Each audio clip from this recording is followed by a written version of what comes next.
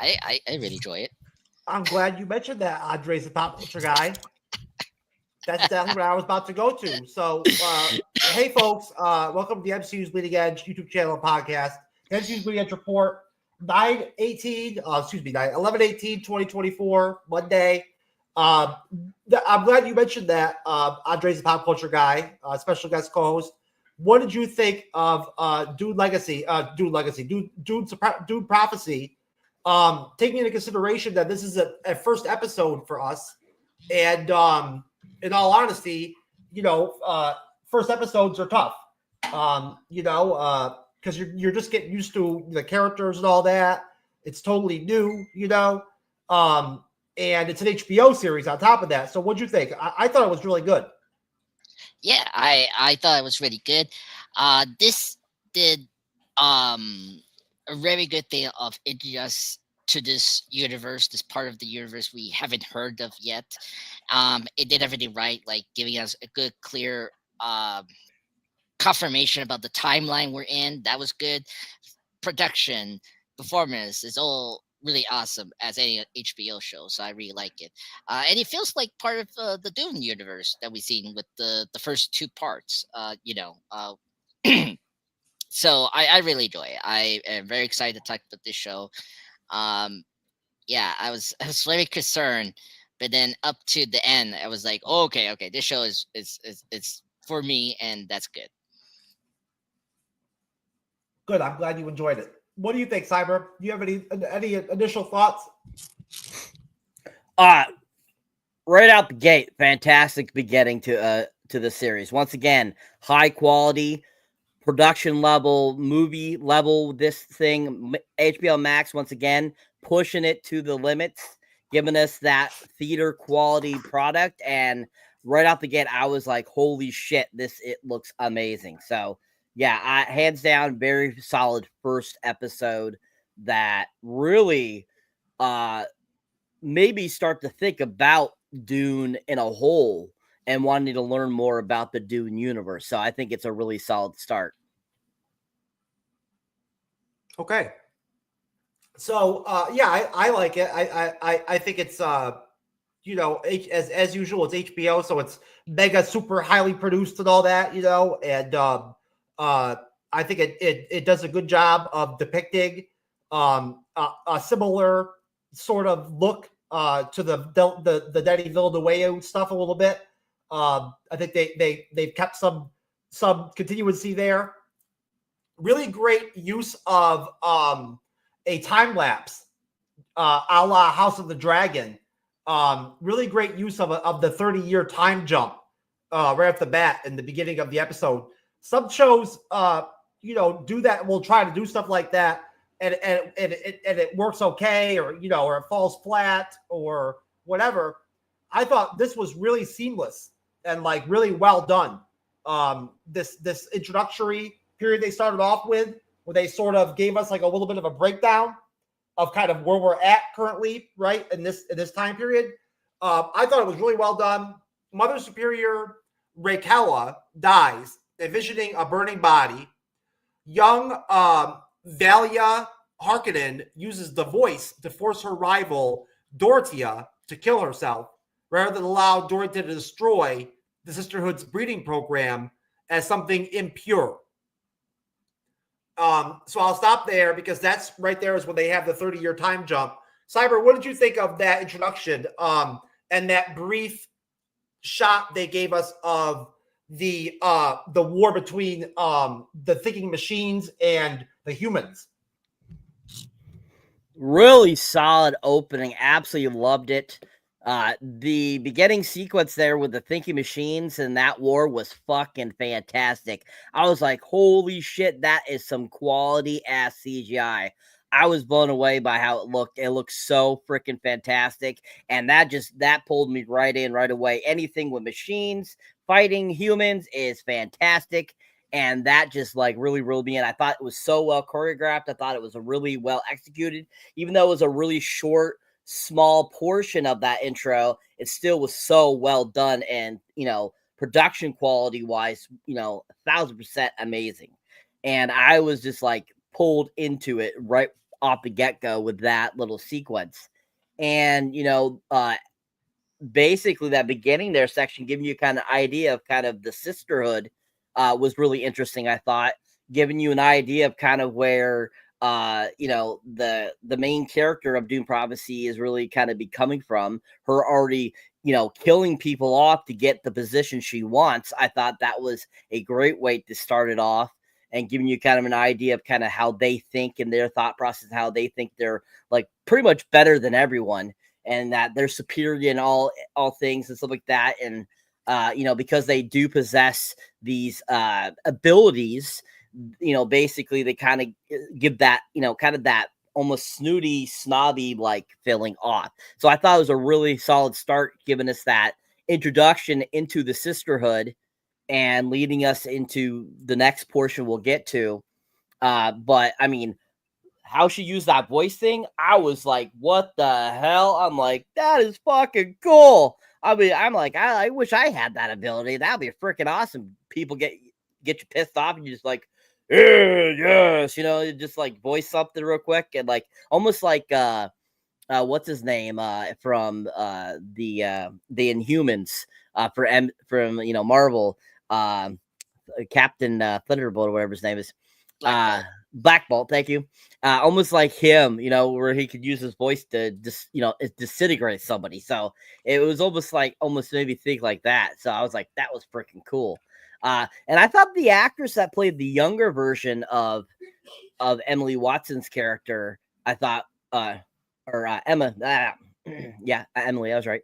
Emily Watson's character that we'll get into, I thought she did a really good job. Really started off really solid, giving us a strong conviction of who that character is and kind of how she, becomes the, kind of the leader of the sisterhood. So I thought she did a really good job too. So overall, really fantastic beginning into this first episode.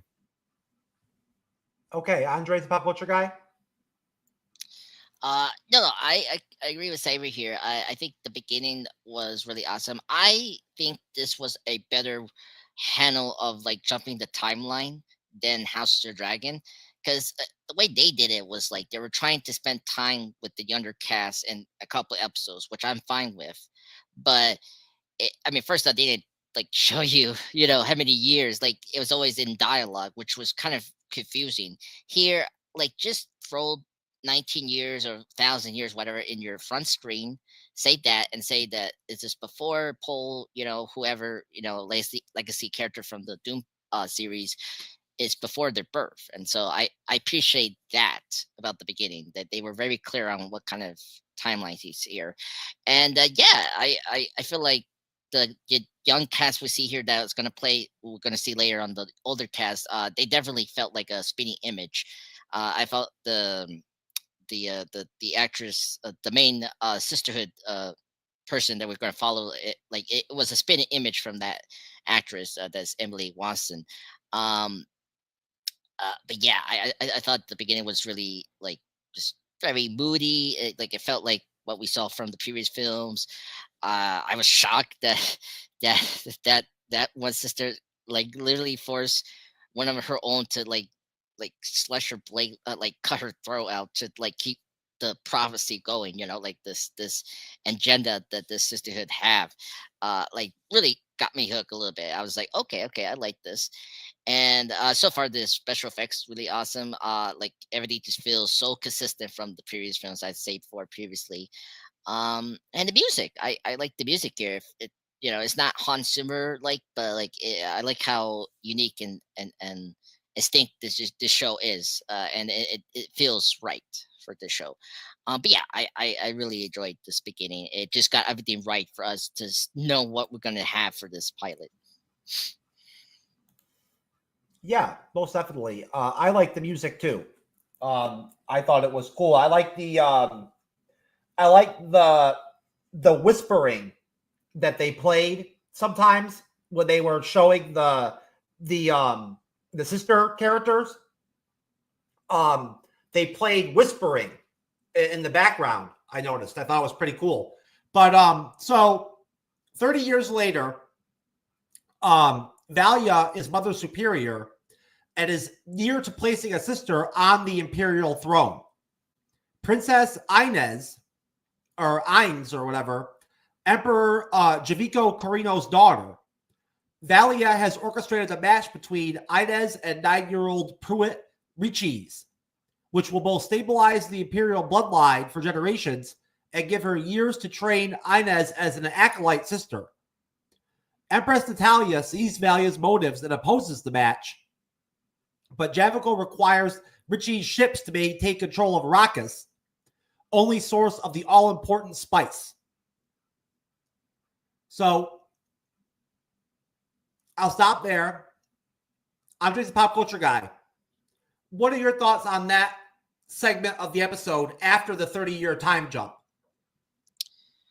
So, I mean, first up, it was very important to see what this character that took over from the previous Mother Superior, and you see how she's running this kind of like I guess school for these sisterhood, because we didn't know too much about the sisterhood in the two films. Like we get they're like advisors slash like kind of the leaders of this like galaxy empire of these multiple houses. And here I really appreciate that we saw more of this like this regime, like they take on the multiple houses of or princesses, right? And like if they have the I guess the abilities to like influence the superiors of the houses and like guide them to where the city wants to take them, right? And so I thought all that was very clear, and it was good to really expand upon that from the previous films. I was always excited to see my favorite actress, Olivia Williams. She's a great actress, love her. Of course, you haven't seen one of Wes Anderson's greatest film, was it Rushmore? I love her since then, and I was so happy to she was in the show. Yeah, and so a couple of the like minor like students like were very intriguing. The one that like what was it like the Mother Superior took away when she was not taking the assignment seriously, and she like told the story about how she cut this one guy's throat and killed her parents like as well. And then and then after that story she laughed because they actually took her life. That was so funny but also very dark. I was like, whoa, what the hell is that? I thought that was really really interesting. And of course, you see, and this is where we see Mark Strong's character, right? The other house, right? You see his house, right? I thought that first, Mark Strong, great actor. I mean, he was, I think, a good pick here. You see how this character is almost like, a leader that is following their rules, and you kind of see that with how one of the sisters that is like helping him take care of these like deals. Like this one house person wants to have the marriage so that in exchange he can have the army to go over to Arrakis and to stop the famine and all like the trouble they're doing with the spice production. And you see him not liking it, but he has to do it for the beneficial of his house and all that. So I thought that was really intriguing.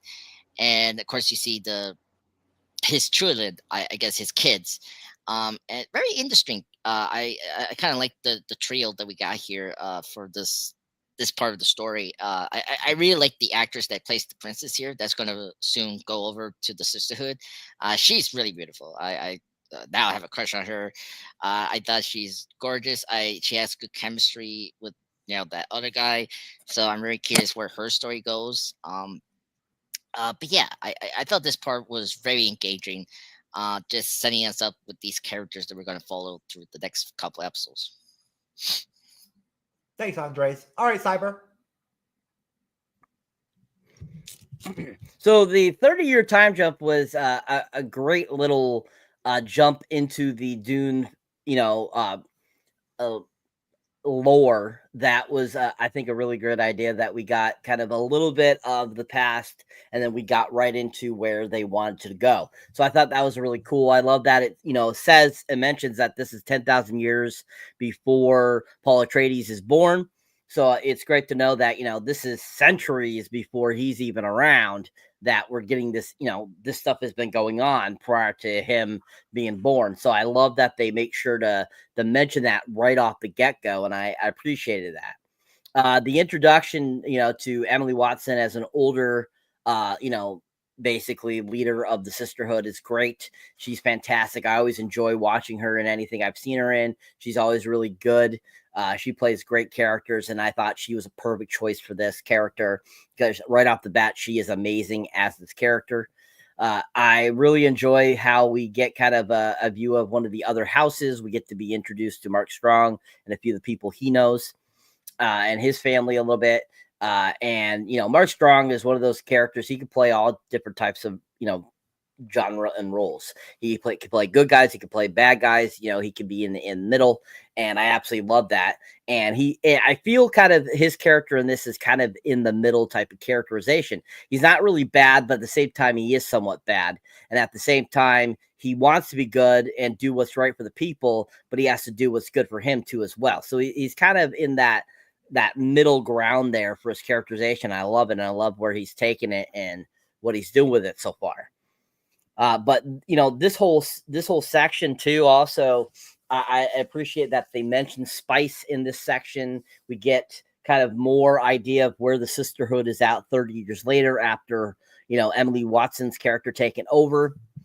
We get like Andreas mentioned, that one character basically telling that flat out lie about her family and her parents and kind of how she got there. And we kind of see in this little section here too, we see quite a bit of like them performing the test that they were told they were going to have to do, and to see if they qualify to be a part of the sisterhood. And kind of the background along with that gal we were just talking about that made the major lie, that really made you think like, ooh, what's really behind her? What is she really here for? Like, I don't think she's just here to be a part of the sisterhood. Like right off the bat, you realize that. But the other little gal that's in there that we see kind of struggling, she's going to be an interesting character, I feel too, because we really kind of get off the bat that they're two polar opposites. She's the one's more fierce, and she's more of like at the other end going, should I really be here type of deal. And I like that contrast because I think it's going to play out interesting in the end. And I think that we'll find out, as time goes on with the episodes, we'll find out more about both of these characters, and that each of them have kind of a certain agenda. And so I think that whole section is done really well. It was fantastic. It didn't bore me at all. It was very entertaining, and it moved right along perfectly. It was great pacing and really solid, HBO series. So great section of the episode as well.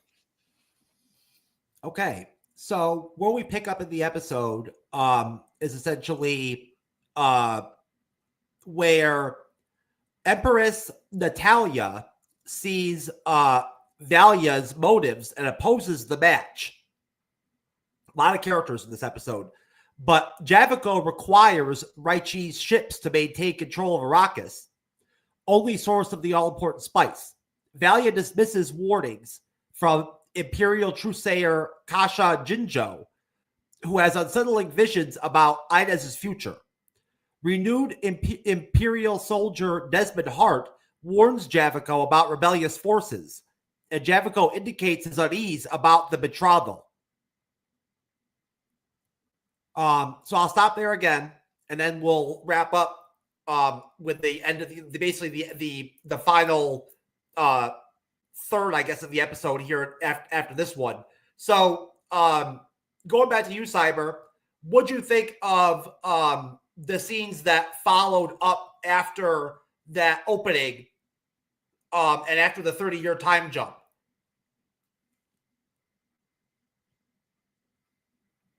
So in this section, we pretty much get to see kind of what is kind of going on in between the sisterhood and the One Kingdom that Mark Strong is in charge of.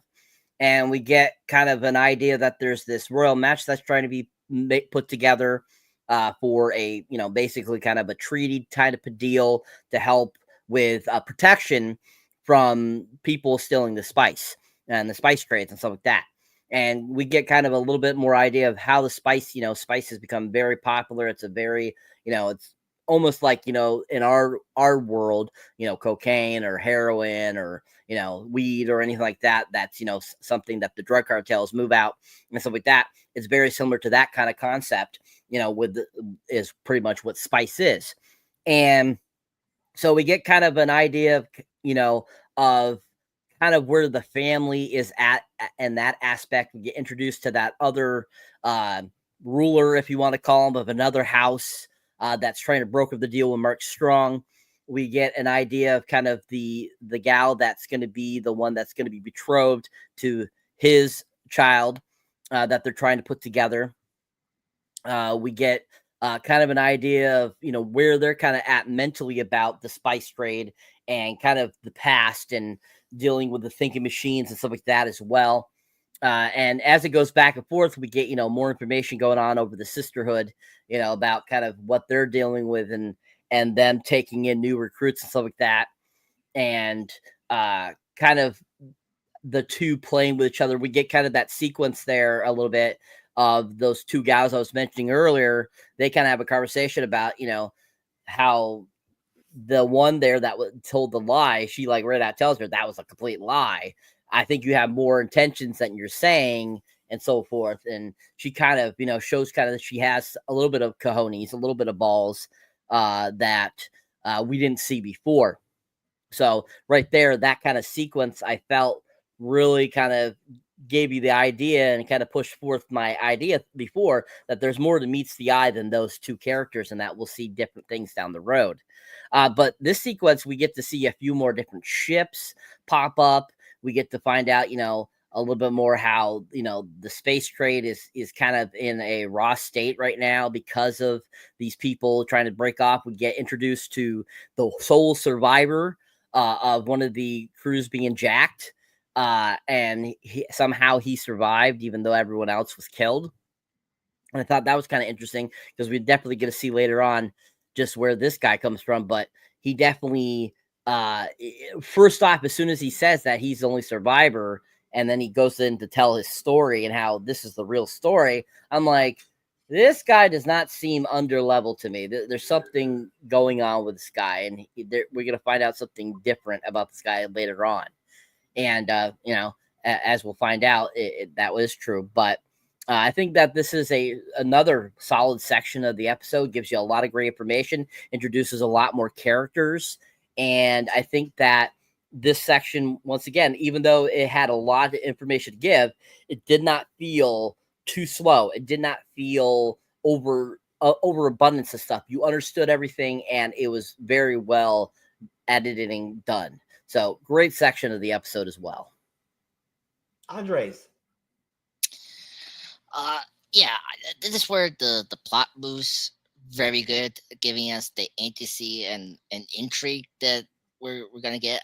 Very intriguing about that soldier that was the last remaining in the of the Arachnus production. So he's very intriguing, and I mean, when we get to the end, it's like, whoa, okay, this is very interesting. We never saw this before.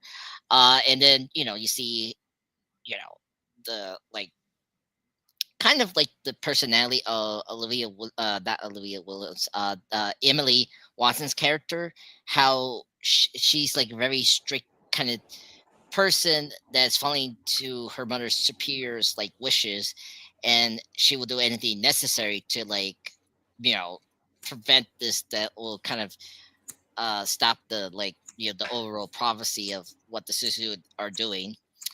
And I thought the what do you call it, the ceremony thing with the kid, at first the kid was so like I can't believe they're gonna allow this kid to marry the princess, but whatever, it's always like that, right, in these stories. um it was very funny when you take out this like lizard machine. It was like, okay, and then like everyone was freaking out, and I was like, oh my god. And apparently the machines are outbanned, which is intriguing.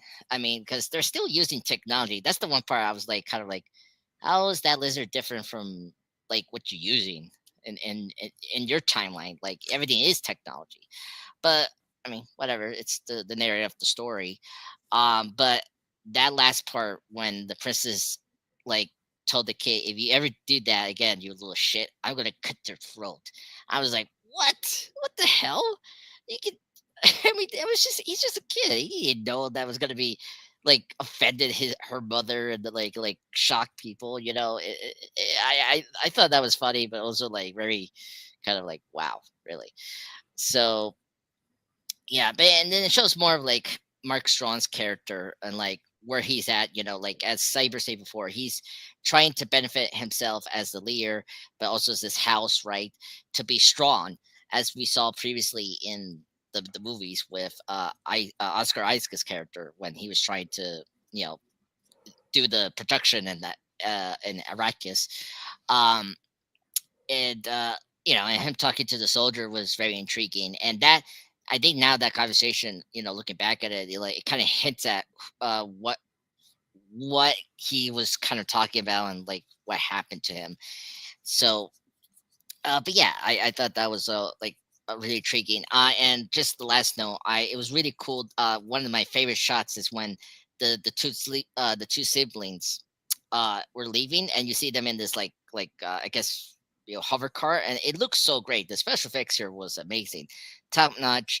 Like they're really spending the money here. I really like this world, and hopefully we spend more time with it. But yeah, I thought this section was very engaging and entertaining at the same time. Okay. So where we left off and where we're at is when I guess I believe it's I don't know if I'm pronouncing it correctly, Inez or Ines or something. It's Ynez. I have no idea. I think it's Inez, but I'm not sure. So I'm gonna call her that for right now. I don't give a fuck. So fucking sue me, motherfuckers. So Inez has sex with her sword fighting trainer dude, Kieran Atreides, at a nightclub. He's in Atreides and he's sucking to her. Good sex scene. A plus plus. Fuck you, Steve from Bumble. Fuck you. There was no really good female nudity though, so like that was the part that was missing. Desmond suggests to Pruitt that the Sisterhood has unacceptable influence over the Imperium and confesses that he has a special power. He physically burns Pruitt to death, which simultaneously kills Faraway Kasha as well, recalling Raykala's vision to the horrified Valia. And that is the end of the episode. So, Andres, your thoughts, sir? Okay, so for the most part, I was hooked on the show until the ending. The ending is where I was like, yes, okay, come on, let's go. So we got Mark Strong waking up, and I guess he had some sense something's really wrong about the soldier. We see him like replaying the aftermath of the attack of the production, right, from his house in Arrakis, and it reveals that somehow he survived and like controlled the sandworm in Arrakis. I guess in that shot, it was very unclear. Uh, but that's what happened, and because at the same time you see him talking to the kid that was supposed to marry his daughter, right?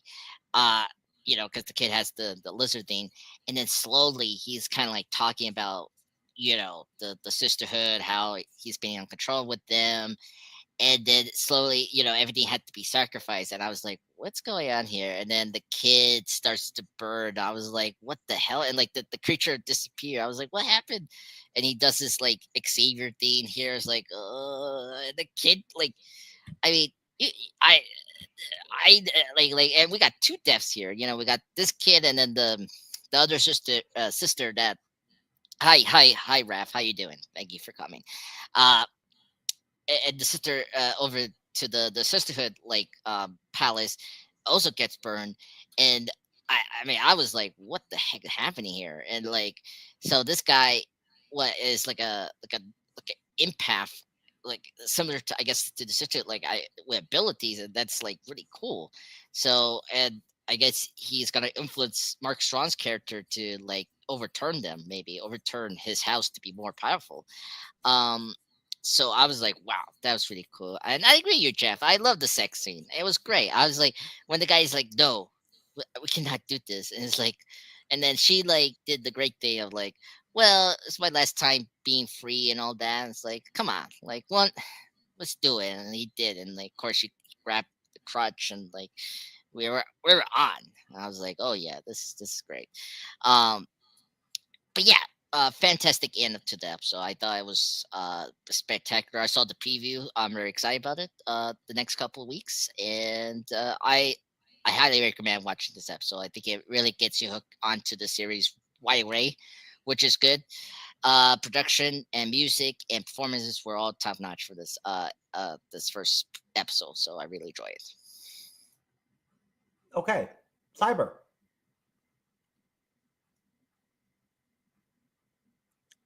All right.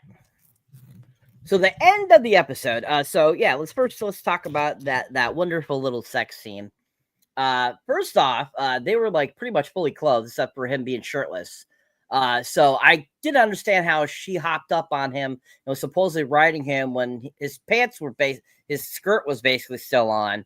And she was still fully clothed. So I that was just probably the biggest disappointment for me in the episode too, as well. I just thought that looked stupid as hell. I'm like, if you're gonna do a sex scene, make it seem like a sex scene. Don't make it look like that. So I was a little disappointed. That was like Skinemax board, Cyber. That was even less than Skinemax board, sir. That was more like watching a sex scene on ABC or CBS on a TV 14 show. That was pretty lame. I was like, huh? And even them like snorting the spice was funny too, as well. To trying to make it seem like, oh, so illegal. And I just was disappointed. Like I was suspecting a little more out of that it was gonna be a little better.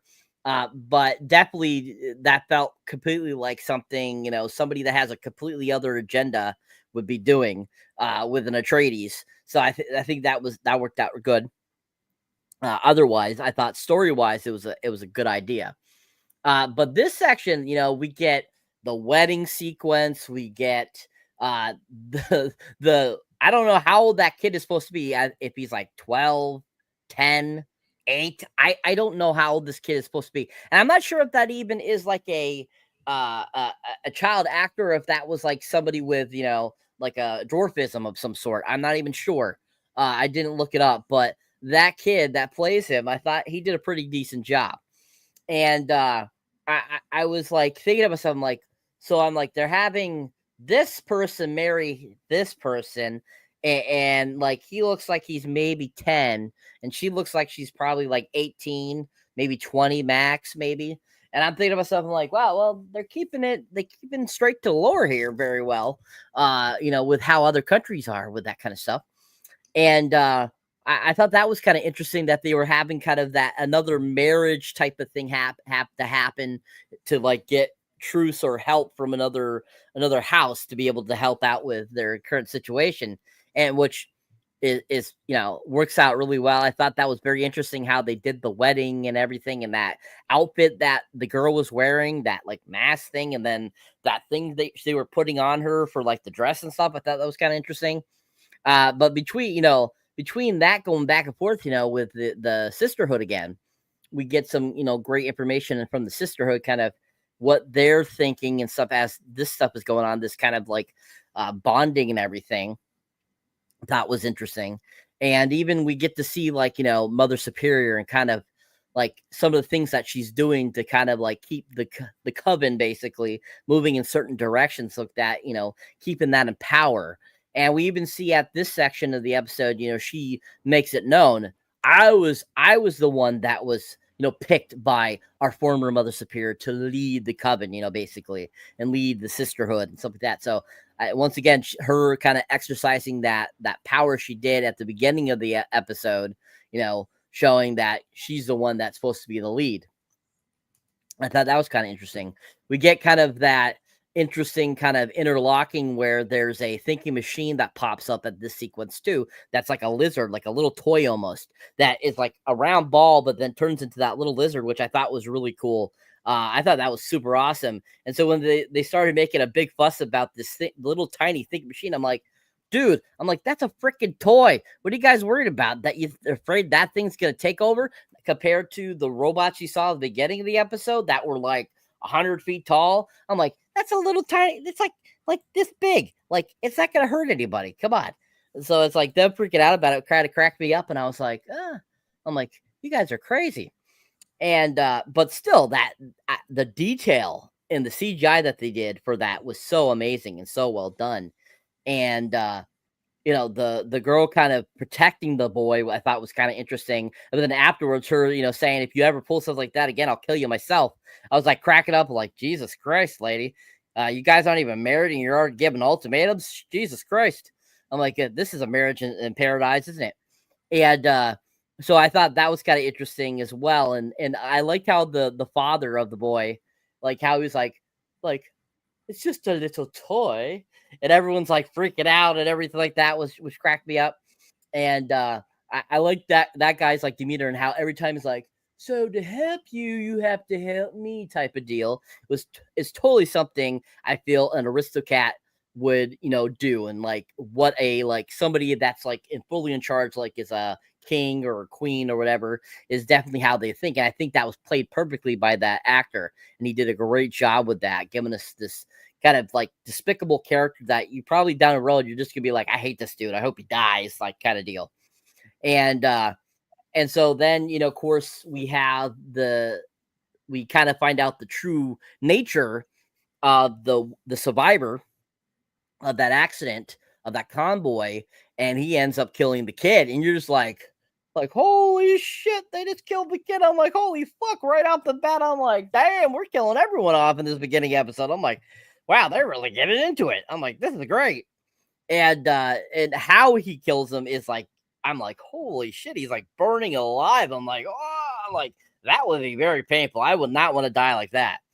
And so I thought that was kind of interesting that they killed that kid right off, showing kind of his true colors. Like there's more to him. As like I was saying before, I thought definitely there's something more mysterious to this guy than we know. And it definitely proved at this very end of this episode. But then that one Coven sister that ends up dying too, that's feeling the same effects from the kid. I was like, oh, this is even weirder. I'm like, what the hell? Because as we saw a little bit earlier, we saw kind of her having that premonition of her and I think it was supposed to be that the girl that's supposed to get married to the kid. And they're like upside down almost, like she's up on top upside down and she's like there, and they crash kind of like in the dream sequence. And I thought that was really interesting and really cool too as well. And shows kind of that, you know, that particular sister, her time was coming basically. And so I think that was kind of interesting how they you know, like I said, once again, they're killing off quite a few characters right away. So really well done. Ending, I thought was really fantastic, really fun. And I think a solid ending to this first episode with, you know, showing the, you know, Mother Superior going, I hear you, Mother. I hear you, Mother. Yeah. Really good episode. I'd say I probably would give this first episode maybe a 8.5 because this was really good, but I don't want to get too high up with my rating too quickly. What do you think, Andres? What's your rating for the episode?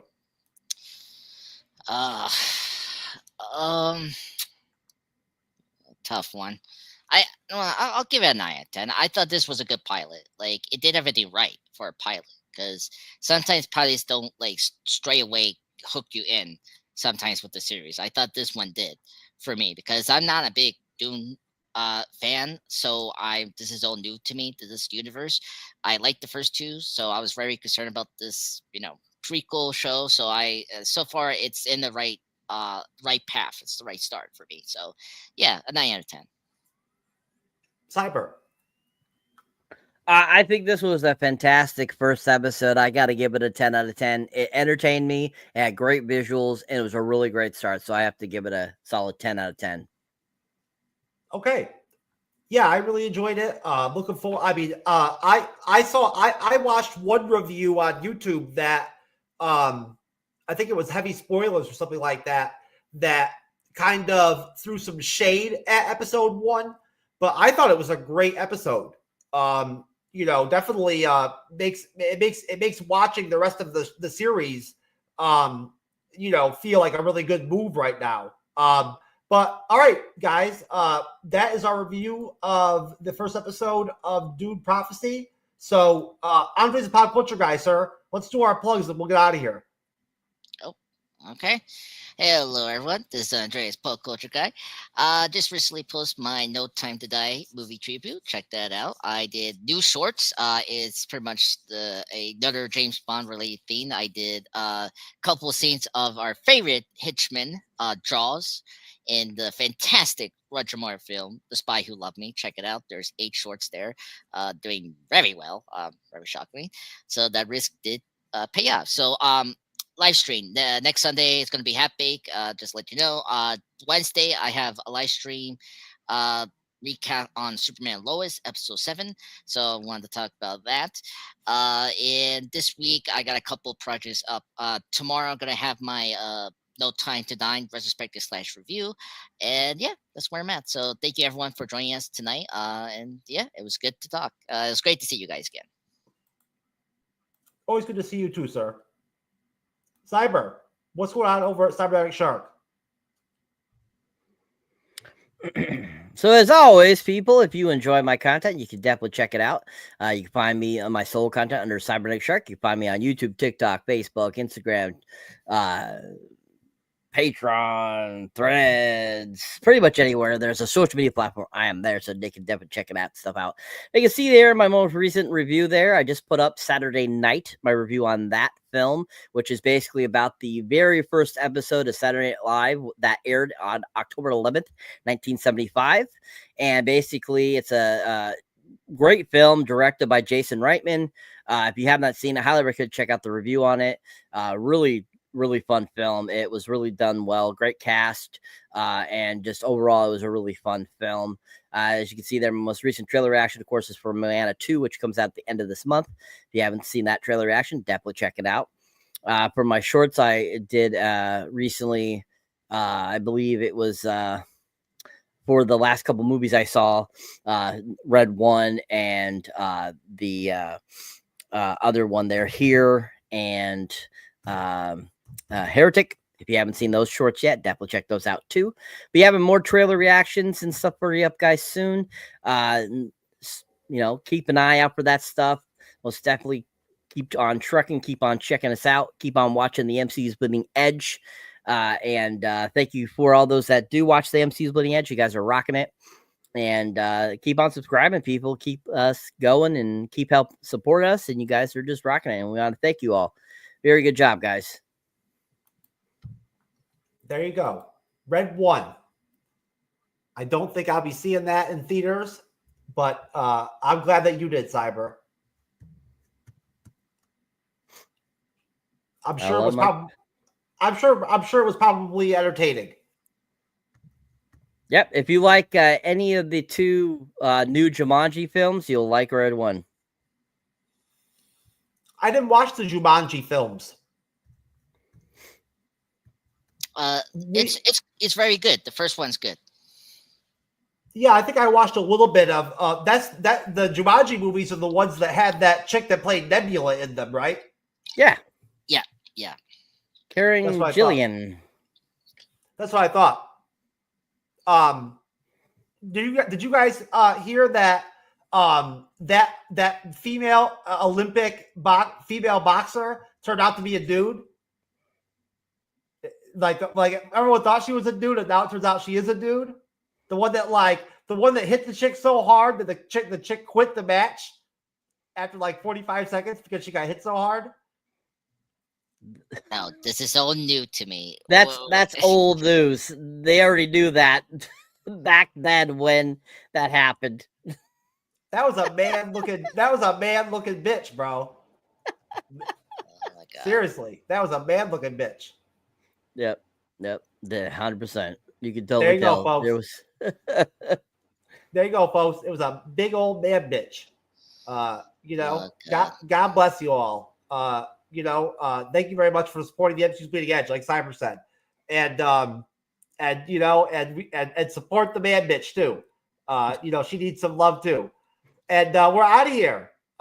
We'll see you on Friday for what's our movie review on Friday, Cyber? Primal Fear. Primal Fear. Oh, Primal Fear. There you go. All right, guys. Like Andre said, good show. And we'll see everybody later. Peace.